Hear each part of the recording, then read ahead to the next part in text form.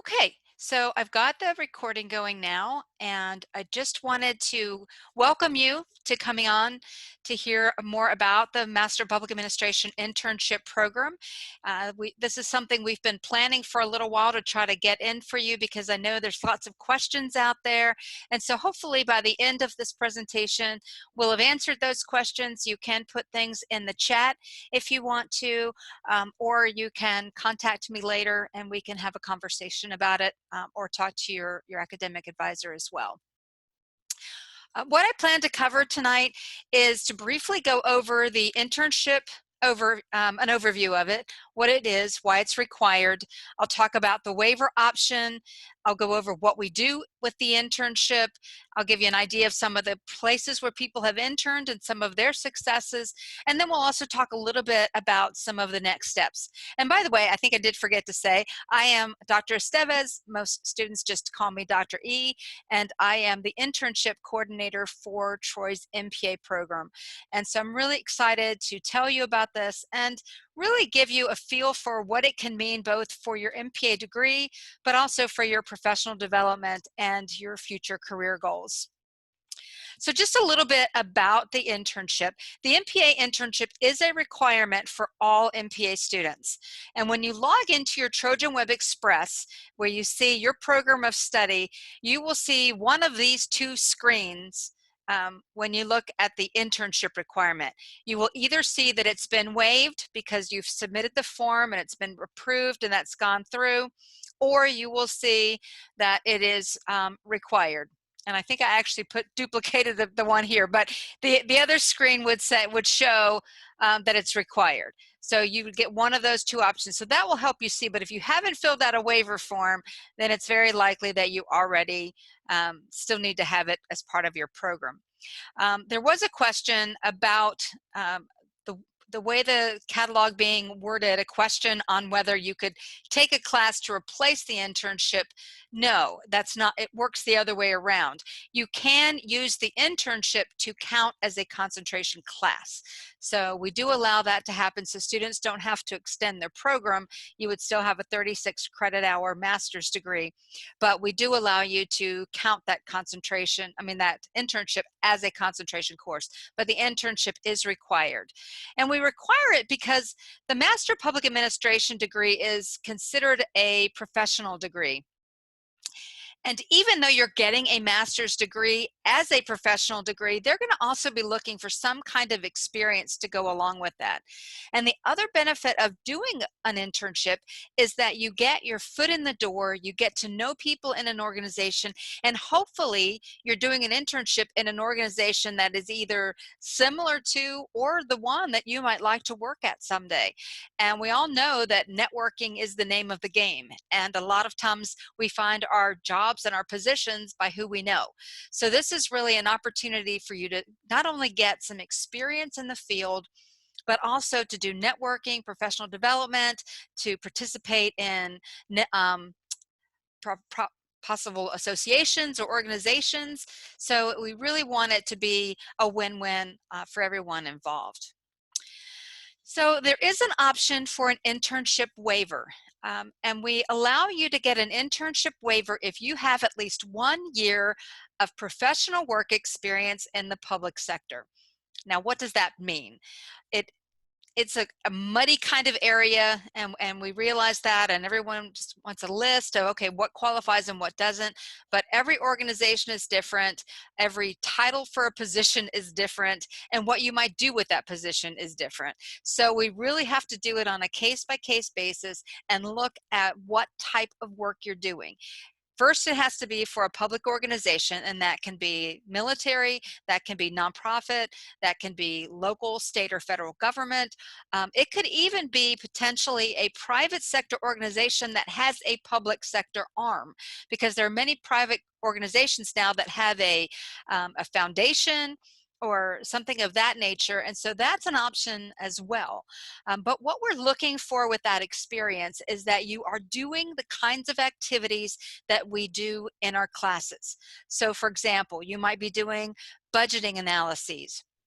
You might be doing human resources, doing training and development, doing recruitment. You might be doing some type of job analysis, or preparing an employee handbook. You might be doing public policy analyses. So any of those kinds of things that we're doing in our classes, those are the same kind of activities that we are looking for. Now, we do realize that all positions generally have some level of administrative work to it, and we accept that, and generally maybe about 20% of what you do could be that, but the bulk of it has to be professional level. It doesn't necessarily have to be in a manager position, so to speak, but it does have to be those kinds of activities like we're doing in our classes. So that's what we're looking for. Now, sometimes students who can get the internship waived will still choose to do an internship if they are thinking about changing careers. So for example, I've had some students who have very extensive military experience that would qualify them for a waiver, but they're getting ready to retire and they know they're going to be going out into a new position. And so I've had them go ahead and do an internship because they want to get experience in some other field. Some will do it because they do want to change careers. So even if you can get it waived, you do still have the option of taking the internship, taking the course, and counting that as one of your concentration or elective courses. So it really works for all levels. It's really beneficial for the early career person, especially students that are coming straight out of undergrad and going into this professional level master's degree program without an experience to go with it. So this works really well for them. Works for those mid-career students who may be, shifting careers, or those who are changing, who might be later career, but they want to change into something different. So we really can tailor internships to meet you where you are and what your goals are, to just give an added boost to the academic experience that you're getting in the classroom. So we really want to marry that up and give you this professional experience to go along with what you're doing in the classroom. But you do have the option to do that waiver if you qualify for it. So let me tell you a little bit about what happens when you do an internship. There's really two parts to it. The first is the actual internship itself. And our requirement is now 150 hours to be completed in that internship. And we require that you keep a journal or a log as you go along, where you indicate the day, the hours worked, and what kind of activities that you're doing. Because again, we need to go back and make sure that the activities that you're doing meet those requirements that we had for the internship. So that's what you'll be doing while you're actually serving as an intern. At the same time, about when you're getting close to finishing up your internship, we will have you go ahead and register for the PA 6694 Internship in Public Administration course. And in that course, we really do two main things. We start off at the beginning of the course doing an organizational analysis, really doing a deep dive into the organization where you either performed if you're finished or you are performing your internship. And we have you do executive interviews to really get to know perhaps the CEO, the executive director, someone in a key position that you might want to know. Because we found that if you say you're doing an internship, that kind of opens doors for you, and they want to help you out with your paper, and they want to tell you about their career path. So it really gives you that opportunity. So that's the first half of the class, is really doing that organizational analysis, looking at where you're completing. You do a SWOT analysis, you look at the organizational culture. So it's a really great opportunity to do some research and build back on things that you've done in your other classes. The second half of it, we focus on professional development. We watch important TED Talks. We have you develop a professional development plan.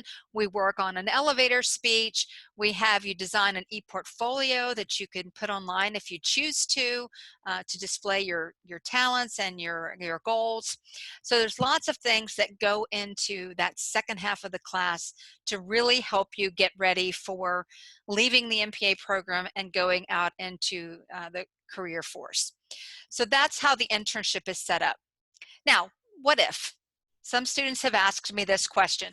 What if I get a job working in a position that would qualify me for a waiver, but I'm starting to work on it while I'm in the degree program, and I'm not going to get a full year before I get out of the program. Well, what we can do in that case is we can build an internship around your new position. So you would still count the 150 hours that you're working at your job that qualify for the internship, and then you would take the course as well. So you would still take the course, do the organizational paper, and do all the professional development activities.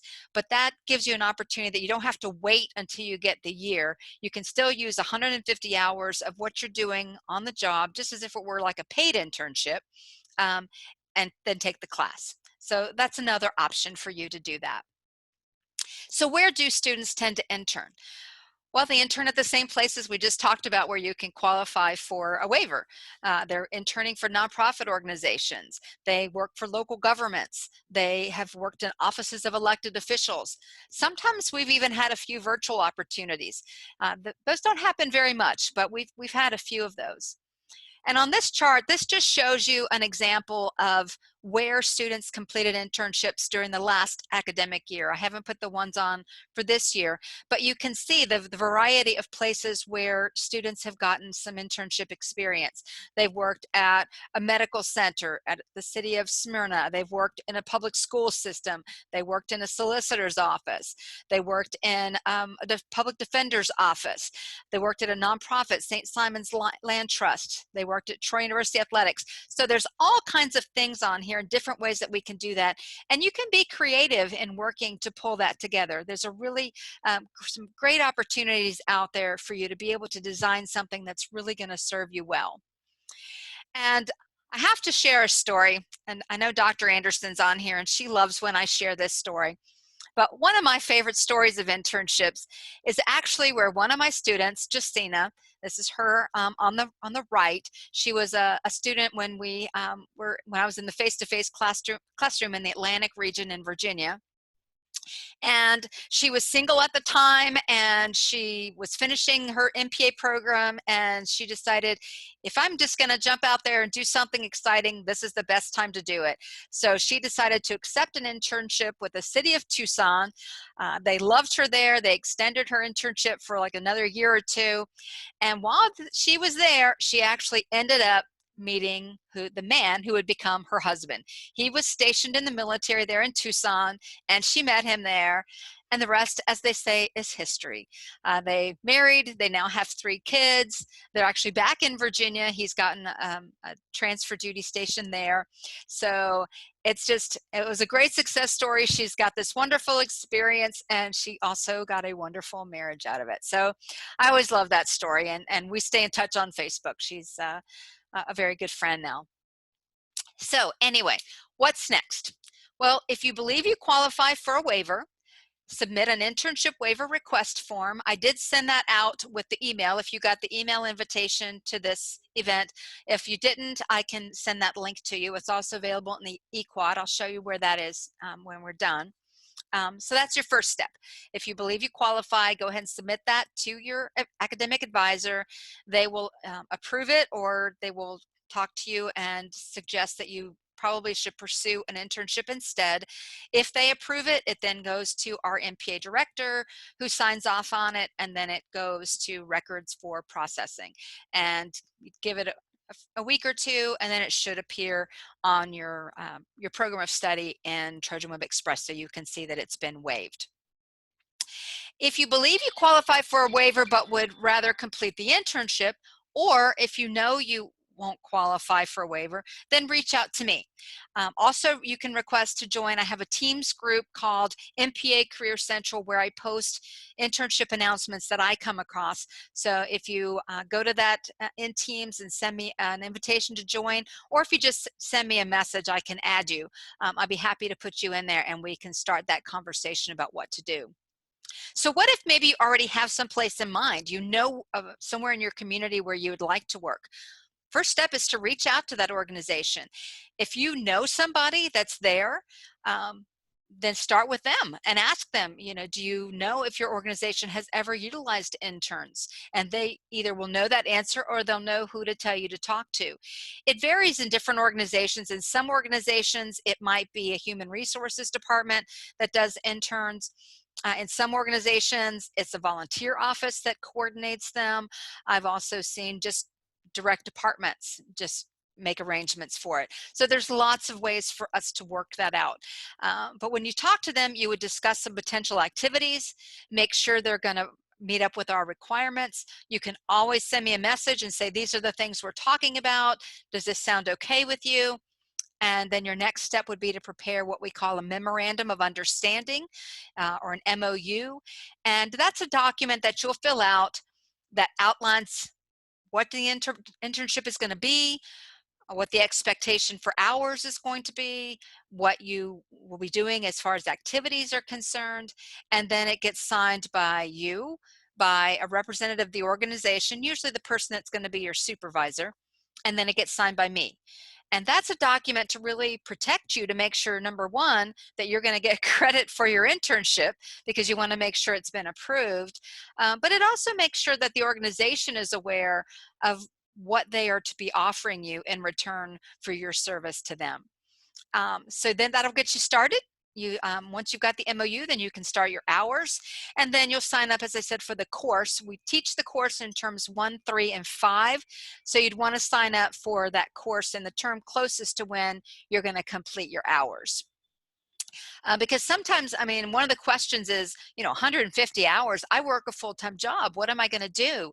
And so we have students that will take, 2 terms, 3 terms even, working maybe 5 or 10 hours a week to get their internship done. And then as you get close to the end of your hours, then you'll go ahead and enroll in the class.